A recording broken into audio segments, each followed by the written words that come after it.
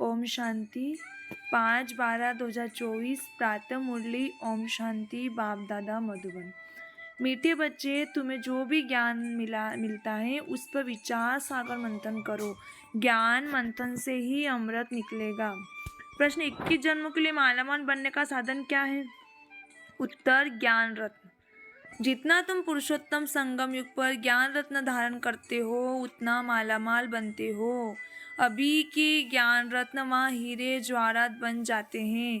जब आत्मा ज्ञान रत्न धारण करे, मुख से ज्ञान रत्न निकले, रत्न ही सुने और सुनाए, तब उनके हर्षित चेहरे से बाप का नाम बाला हो। आसुरी गुण निकले तब मालामाल बने। ओम शांति।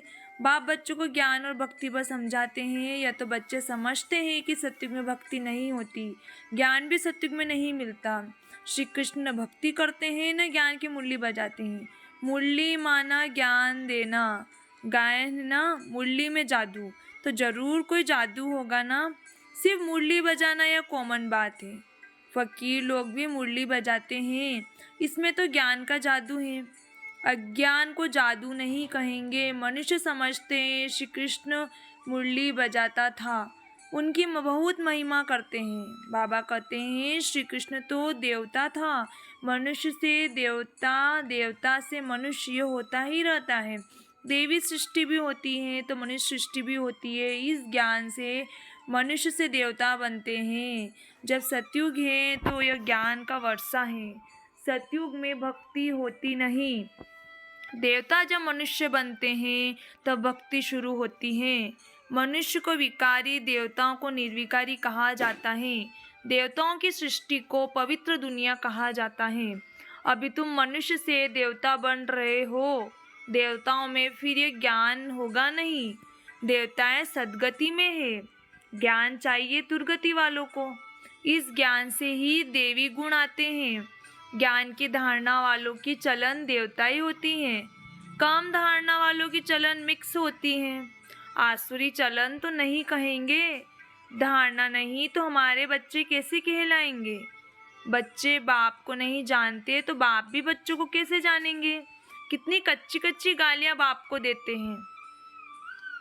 भगवान को गाली देना कितना खराब है। फिर जब वह ब्राह्मण बनते तो गाली देना बंद हो जाता है।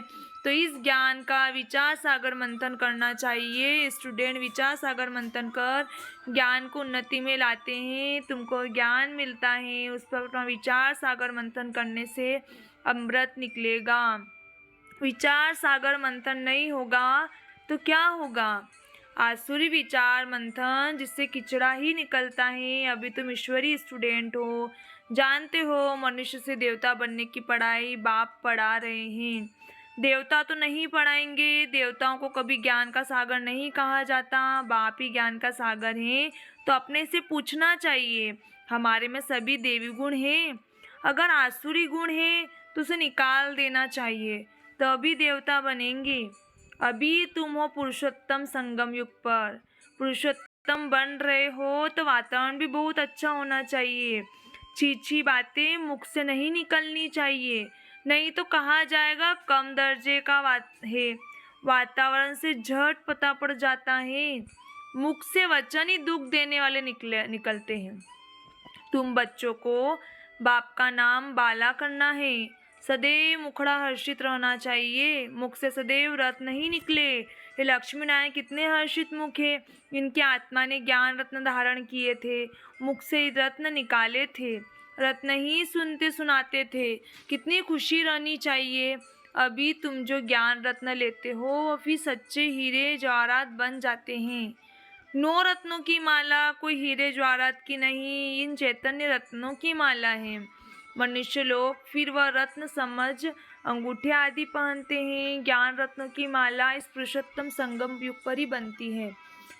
यह रत्न ही 21 जन्मों के लिए मालामाल बना देते हैं। जिसको कोई लूट न सके, यहाँ पहनो तो झट कोई लूट लेवे।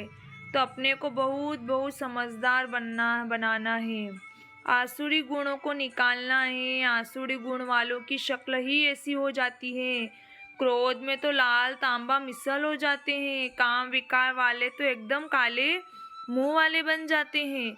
श्री कृष्ण को भी काला दिखाते हैं ना, विकारों के कारण ही गोरे से सांवरा बन गया। तुम बच्चों को हर एक बात का विचार सागर मंथन करना चाहिए। यह पढ़ाई है बहुत धन पाने की, तुम बच्चों का सुना हुआ है। क्वीन विक्टोरिया का वजीर पहले बहुत गरीब था, दीवा जलाकर पढ़ता था, परंतु वह पढ़ाई कोई रत्न थोड़े ही है। नॉलेज पढ़कर पूरा पोजीशन पा लेते हैं। तो पढ़ाई काम आई न पैसा, पढ़ाई ही धन है, वह है हद का, यह है बेहद का धन। अभी तुम समझते हो बाप हमको पढ़ाकर विश्व का मालिक बना देते हैं। वहाँ तो धन कमाने के लिए पढ़ाई नहीं पढ़ेंगे, वहाँ तो अभी के पुरुषार्थ के अकिचार अथाह धन मिलता है। धन अविनाशी बन जाता है। देवताओं के पास बहुत धन था, फिर वह जब वाम मार्ग रावण राज्य में आते हैं तो भी कितना धन था, कितने मंदिर बनवाए, फिर बाद में मुसलमानों ने लूटा, कितने धनवान थे। आजकल की पढ़ाई से इतना धनवान नहीं बन सकते हैं। तो इस पढ़ाई से देखो मनुष्य क्या बन जाते हैं, गरीब से साहूकार। अभी भारत देखो कितना गरीब है, नाम के साहूकार भी जो हैं उनको तो फुर्सत ही नहीं। अपने धन पोजीशन का कितना अहंकार रहता है, इसमें अहंकार आदि मिट जाना चाहिए। हम आत्मा है, आत्मा के पास धन दौलत हीरे जवाहरात आदि कुछ भी नहीं है। बाबा कहते हैं मीठे बच्चे, दे सही दे के सब संबंध छोड़ो, आत्मा शरीर छोड़ती है तो फिर साहूकार आदि सब खत्म हो जाती है। फिर जब नए सिर से पढ़े धन कमाए तब धनवान बने, या तो दान पुण्य अच्छा किया होगा तो साहूकार के घर में जन्म लेंगे। कहते हैं ये पास्ट कर्मों का फल है। नॉलेज का दान दिया है, वह कॉलेज धर्मशाला आदि बनाई है तो उसका फल मिलता है, परंतु अल्पकाल के लिए। यह दान पुण्य आदि भी यहाँ किया जाता है, सतयुग में नहीं किया जाता। सतयुग में अच्छे ही कर्म होते हैं, क्योंकि अभी का वर्षा मिला हुआ है, वहाँ कोई भी कर्म विकर्म नहीं बनेगा, क्योंकि रावण ही नहीं है। विकार में जाने से विकारी कर्म बन जाते हैं, विकार से विकर्म बनते हैं। स्वर्ग में विकर्म कोई होता नहीं, सारा मदार कर्मों पर है। यह रावण माया रावण अवगुणी बनाता है, बाप आकर सर्वगुण संपन्न बनाते हैं। रामवंशी और रावणवंशी की युद्ध चलती है।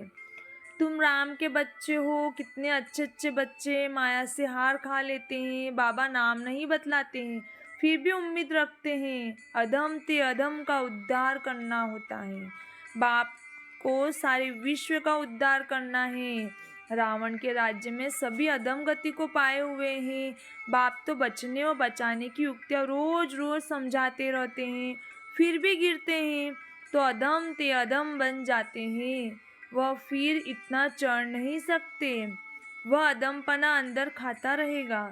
जैसे कहते हो अंतकाल, जो उनके बुद्धि में अधमपना ही याद आता रहेगा। तो बाप बेड़ बच्चों को समझाते हैं, कल्प कल्प तुम ही सुनते हो सृष्टि का चक्र कैसे फिरता है, जानवर तो नहीं जानेंगे ना, तुम ही सुनते हो और समझते हो। मनुष्य तो मनुष्य ही है, इन लक्ष्मी नारायण को भी नाक कान आदि सभी हैं, फिर भी मनुष्य है ना, परंतु देवी गुण है इसलिए उन्हें देवता कहा जाता है। यह ऐसा देवता कैसे बनेगा, फिर कैसे गिरते हैं, इस चक्र का तुम्हें ही पता है। जो विचार सागर मंथन करते रहेंगे उनको ही धारणा होगी, जो विचार सागर मंथन नहीं करते उन्हें बुद्धू कहेंगे। मुरली चलाने वाले का विचार सागर मंथन चलता रहेगा। इस टॉपिक कर यह समझाना है। उम्मीद रखी जाती है, अभी नहीं समझेंगे परंतु आगे चलकर जरूर समझेंगे। उम्मीद रखना माना सर्विस का शौक है, थकना नहीं है। बल को चढ़कर फिर अदम बना है, अगर आता है तो इसने से बिठाएंगे ना, वह कहेंगे चले जाओ। हालचाल पूछना पड़े इतने दिन कहाँ रहे, क्यों नहीं आए, कहेंगे ना माया से हार खा लिया। समझते भी है ज्ञान बड़ा अच्छा है, स्मृति तो रहती है ना, भक्ति में तो हार जीत पाने की बात ही नहीं। यह नॉलेज है, इसे धारण करना है। तुम जब तक ब्राह्मण न बने तब तक देवता बन न सको। क्रिश्चियन बौद्धी पारसी आदि में ब्राह्मण थोड़े ही होते हैं, ब्राह्मण के बच्चे ब्राह्मण होते हैं, ये बातें अभी तुम समझते हो। तुम जानते हो अल्फ को याद करना है, अल्फ को याद करने से बेबादशाही मिलती है। जब कोई मिले तो बोलो अल्फ अल्लाह को याद करो। अल्फ को ही ऊंच कहा जाता है। उंगली से अल्फ तरफ इशारा करते हैं, सीधा ही सीधा अल्फ है। अल्फ को एक भी कहा जाता है, एक ही भगवान है, बाकी सभी हैं बच्चे। बाप को अल्फ कहा जाता है, बाप ज्ञान भी देते हैं, अपना बच्चा भी बनाते हैं, तो तुम बच्चों को कितनी खुशी में रहना चाहिए। बाबा हमारी कितनी सेवा करते हैं, विश्व का मालिक बनाते हैं, फिर खुद उस पवित्र दुनिया में आते ही नहीं। पावन दुनिया में कोई उनको बुलाते ही नहीं, पतित दुनिया में ही बुलाते हैं। पावन दुनिया में आकर क्या करेंगे, उनका नाम ही है पतित पावन, तो पुरानी दुनिया को पावन दुनिया बनाना उनकी ड्यूटी है। बाप का नाम ही है शिव। बच्चों को शालिग्राम कहा जाता है, दोनों की पूजा होती है, परंतु पूजा करने वालों को कुछ भी पता नहीं है, बस एक रस्म रिवाज बना दी है पूजा की। देवियों के भी फर्स्ट क्लास हीरे मोतियों के महल आदि बनाते हैं, पूजा करते हैं। वह तो मिट्टी का लिंग बनाया और तोड़ा, बनाने में मेहनत नहीं लगती। देवियों को बनाने में मेहनत लगती है, उनकी शिव बाबा की पूजा में मेहनत नहीं लगती, मुफ्त में मिलता है। पत्थर पानी में घिस घिस कर गोल बन जाता है, पूरा अंडाकार बना देते हैं। कहते भी अंडे मिसल आत्मा है जो ब्रह्म तत्व में रहती हैं, इसलिए उनको ब्रह्मांड कहते हैं। तुम ब्रह्मांड के और विश्व के भी मालिक बनते हो, तो पहले पहले समझानी देनी है एक बाप की। शिव को बाबा का सभी याद करते हैं, दूसरा ब्रह्मा को भी बाबा कहते हैं। प्रजा पिता है तो सारी प्रजा का पिता हुआ ना, ग्रेट ग्रेट ग्रैंडफादर। ये सारा ज्ञान अभी तुम बच्चों में है। प्रजापिता ब्रह्मा तो कहते बहुत है, परंतु यथार्थ रीति जानते कोई नहीं। ब्रह्मा किसका बच्चा है, तुम कहेंगे परमपिता परमात्मा का। शिव बाबा ने इनको एडॉप्ट किया है, तो यह शरीरधारी हुआ ना, ईश्वर की सभी औलाद हैं। फिर जब शरीर मिलता है जो प्रजापिता ब्रह्मा की एडॉप्शन कहते हैं, वो एडॉप्शन नहीं। क्या आत्माओं को परमपिता परमात्मा ने एडॉप्ट किया है? नहीं, तुमको एडॉप्ट किया है, अभी तुम हो ब्रह्म कुमार कुमारियाँ। शिव बाबा एडॉप्ट नहीं करते, सभी आत्माएं अनादि अविनाशी है। सभी आत्माओं को अपना अपना शरीर, अपना अपना पार्ट मिला हुआ है, जो बजाना ही है।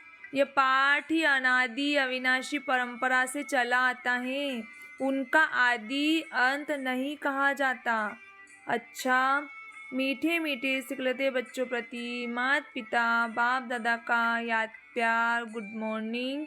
रूहानी बाप की रूहानी बच्चों को नमस्ते। हम रूहानी बच्चों की रूहानी माता पिता बाप दादा को याद प्यार, गुड मॉर्निंग, नमस्ते नमस्ते नमस्ते।